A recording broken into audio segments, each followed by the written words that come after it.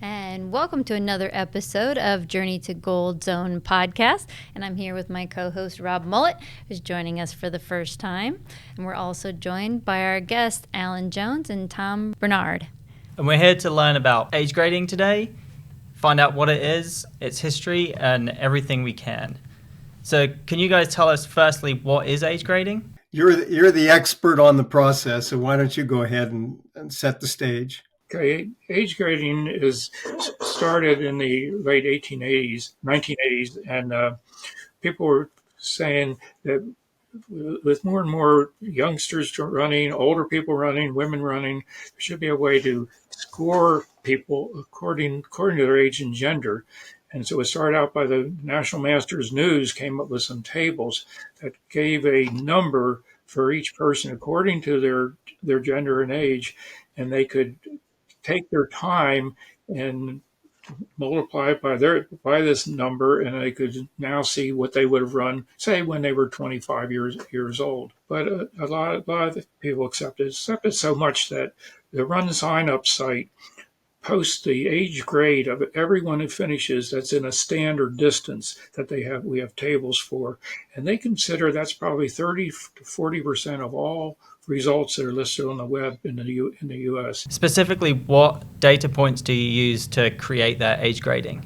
They came up with these tables, which I didn't know how they were created, but this race I was in charge of, we had a teenager in there that ran a very good race, and his age grading was pretty crummy. And so I started looking at it, and I did not like the tables. So I devised my own method, and this was about the year 2000, and I kept working on the thing. And finally, in 2005, the Masters newsletter, they weren't updating anymore, so they accepted mine. And so then it became about, I think it was around 2005, or it might have been at the time of the 2010, a person in Runner's World wrote an editorial saying that a new world record had been set for the marathon. I forget what the women's do, and the age grade table should be upgraded because of this. So I got busy. So it became a pattern then every 5 years. I did it in 2005, 2010, 15, and it was based on the best time for each gender and each age. But they're not called records, they're called best for that particular age and gender. And then just recently, Tom contacted me. He said, well, it's time to do it again. So we're working on it now. So are both of you lifelong runners? Is that how you got into this whole statistics thing of trying to track your performances? How did this get started? I started running as a junior in high school. I ran cross country and track. I ran cross country for Penn State for 4 years. Then I laid off for 10 years. And then that book came out, Complete Book of Running by Jim Fix. And it had this number system that you could evaluate when being a mathematician. I kind of like that. And so I ran till I was about 65 years old, and then I developed back trouble. I couldn't run anymore. Yeah, I started running in 1997, but I really got involved with age grading. In 2005, I became the scorer for the Pacific Association's Road Grand Prix. And my predecessor in that had written the code for the programming we used, and he actually included age grading. So I've been, seeing age grading and involved with it since 2005. And the Pacific Association was really a leader in this. And at the end of the year, we had two special awards. One was for the runner with the best Purdy-Gartner score, which obviously was going to be won by an open runner. And then we had an award for the runner with the best age grade score during that year. And then in 2012, I became involved with the Masters LDR committee, and I asked Don Line what I could do to help out, and we talked about a project, and using Don's information and information from various other sources, I put together a database of about 30,000 masters performances of an age grade of over 85. So we were very happy we were able to continue that. And we came out with the 2020 age grade tables, which had a very significant effect, particularly for women, because the effect of this was really the first set of tables that were affected by super shoes. And the super shoes had a tremendous impact upon all the records, particularly in the open category. I went in and tried to add to the list not only masters performances, but keeping track of all the world records and world best for open runners as well. And that's for example, in 2015, we were still going off of Paula Radcliffe's women's record set in 2003, which was 2:15:25.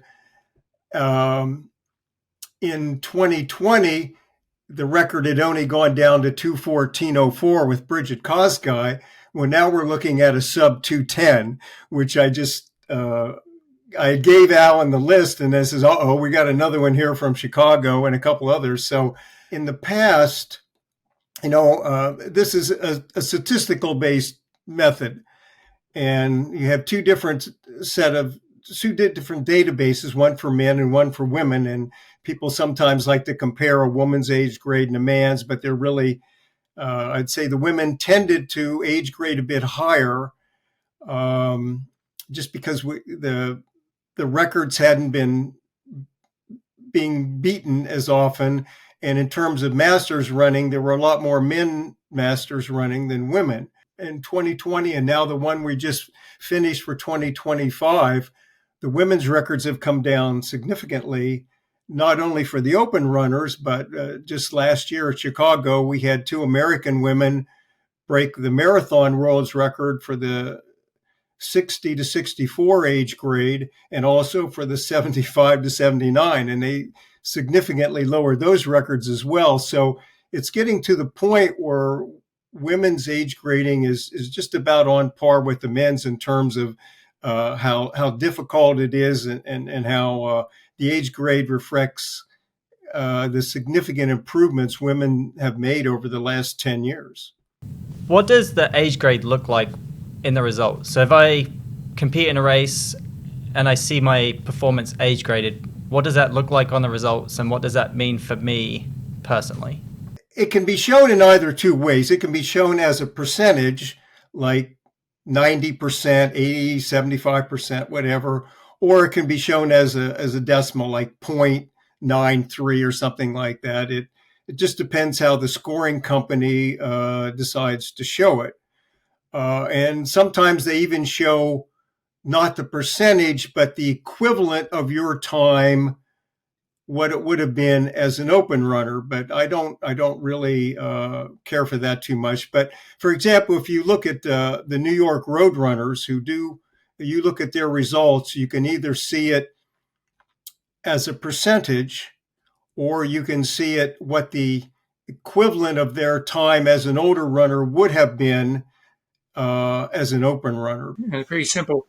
If a person has 50%, that means it took them twice as long to finish the course as someone that has 100%. It's that related to the time. Well, that makes sense. And the reason I brought this up is I've seen a few people that have 100% or 99 or even 101% listed beside their results, and it got me thinking, does the age grade percentage represent world class or national class performances? Like, how does that percentage compare, and is that even a fair way to say it?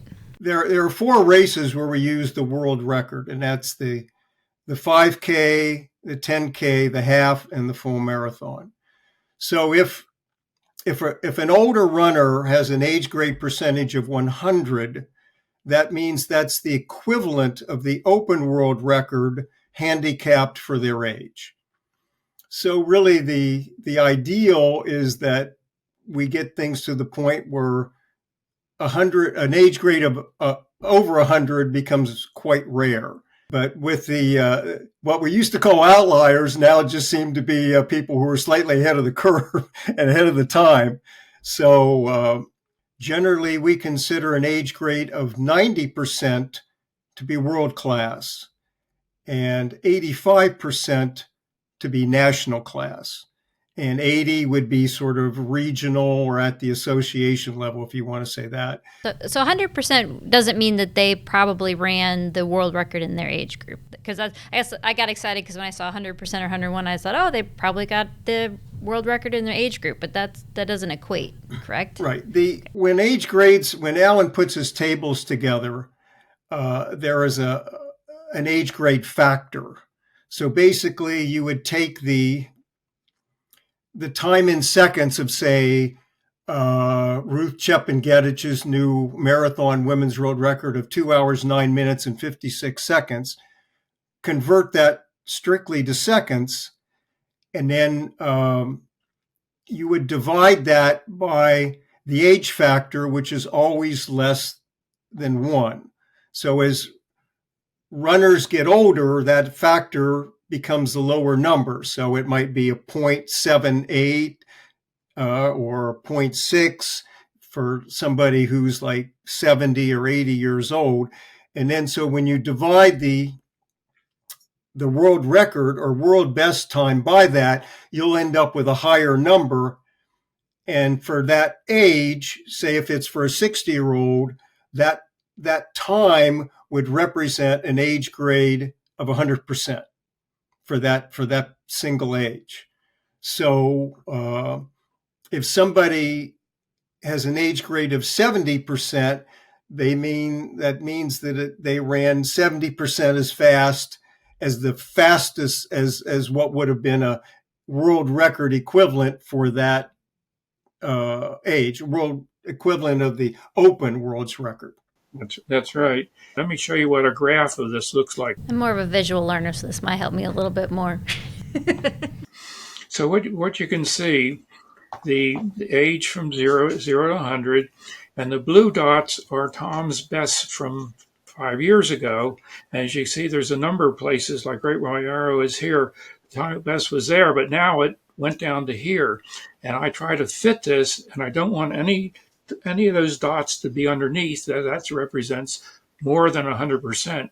And so I do everything I can to adjust the curve to go through these fastest times. As he said, if they're significantly below, I call it an outlier and kind of ignore it. But as Tom says, that might be an indication what's going to happen to a lot of people will be able to get that kind of time. Let's go up and take a look at the marathon. Here you can see some drastic changes. See all the blue dots here? Those times have all been passed just in the last 5 years. That went from there down to there.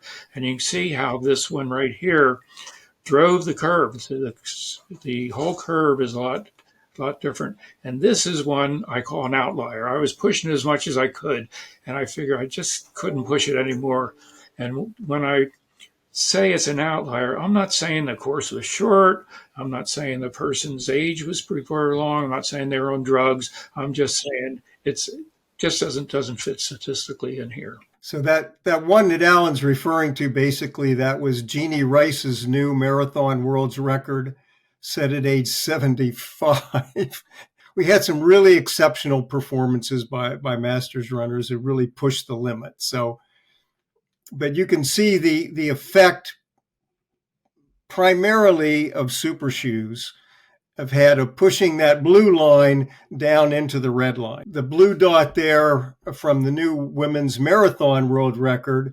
And then we've also had some phenomenal times by older runners. But basically, super shoes have had an unbelievable effect on how fast runners can run, particularly the longer distances like the half and the full marathon. Given some of those changes with technology, how often do you try to change the parameters of this to make sure that the data is accurate from year to year? We try to do it every 5 years. There's always going to be a lot of changes.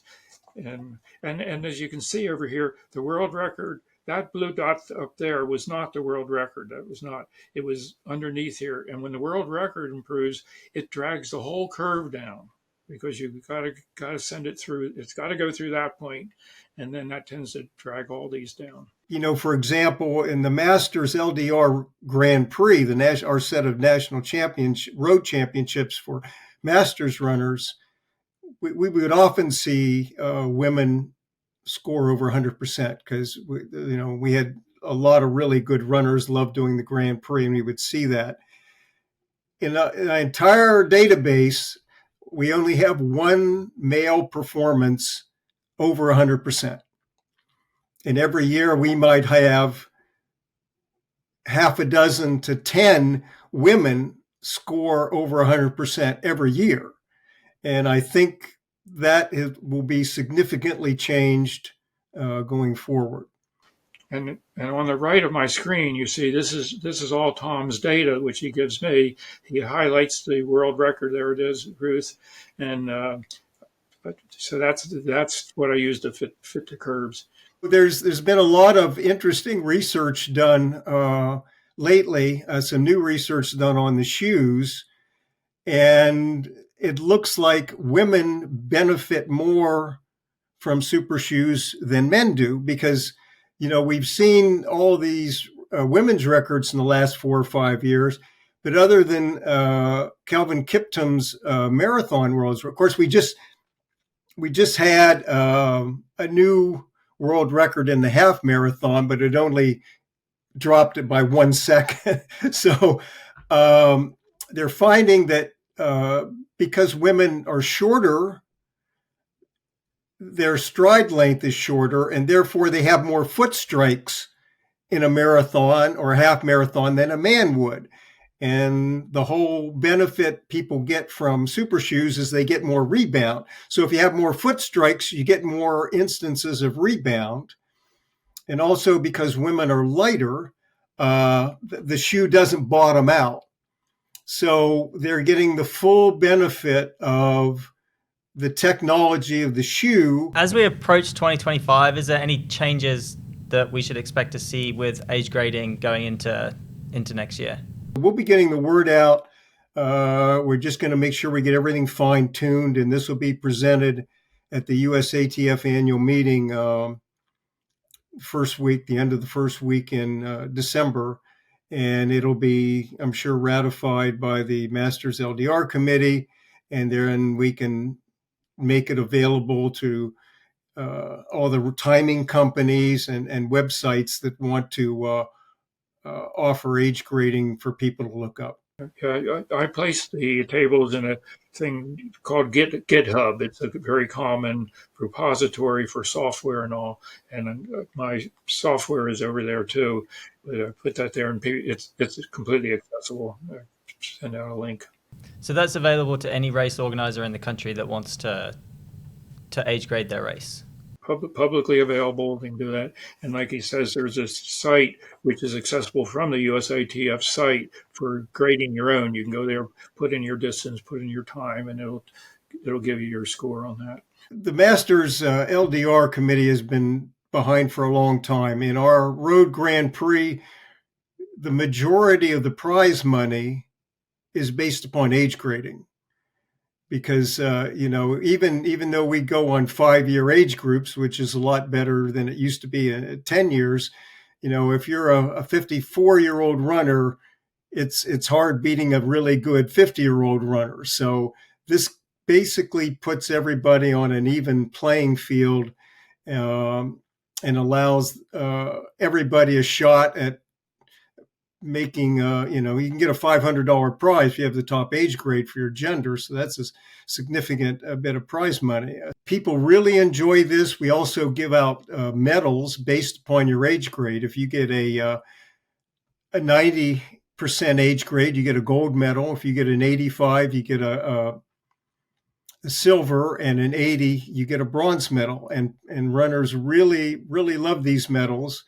And they compete very hard to get them. So it's a real benefit that people get out of running in the Masters set of national championships in our Grand Prix. Definitely. And this is something that internationally is really recognized as well. I know we're talking a lot about the U.S., but internationally, are you finding a lot of people that that agree with this, that use this? I don't know. I've seen some results from international races that use it, particularly, obviously you probably won't see it for the London Marathon, things like that, but other races, particularly that are appealing to masters, do use it. And I'd like to see it get used more internationally than it is now, but it certainly has been growing in usage in the United States over the last 10 years. And I said, we in the Pacific Association have been using it since 2003.